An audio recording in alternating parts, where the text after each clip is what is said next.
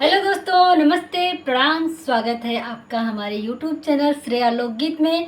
तो दोस्तों, आज हम आपको एक झूमर गीत लेके प्रस्तुत हैं आपके सम्मुख। यदि गीत अच्छा लगे तो लाइक कर दीजिए, अगर चैनल पर नए हैं तो सब्सक्राइब करना मत भूलिएगा। चलिए गीत शुरू करते हैं। और बहुत प्यारा झूमर गीत है दोस्तों, आपको बहुत अच्छा लगेगा। चलिए गीत शुरू करते हैं।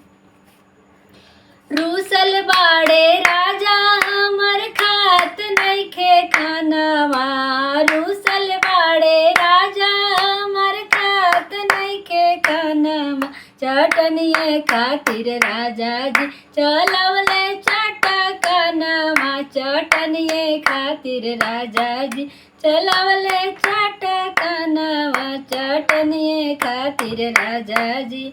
कवन उपाय कैके राजा के मनाई, कवन उपाय कैके राजा के मनाई, कवन कवन खाना हम बनाई के खियाई, कवन कवन खाना हम बनाई के खियाई।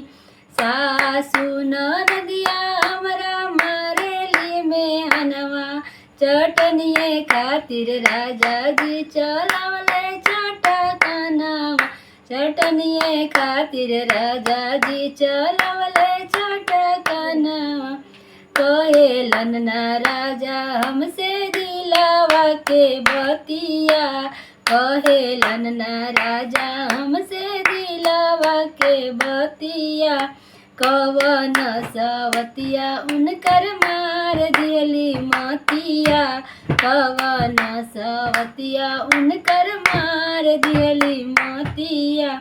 मारे खातिर ढूंढत रहस कवनो बहनमा, मारे खातिर ढूंढत रहस कवनो बहनमा, चटनिए खातिर राजा हमर, चटनिए खातिर राजा जी चलवले चटकनवा, चटनिए खातिर राजा जी।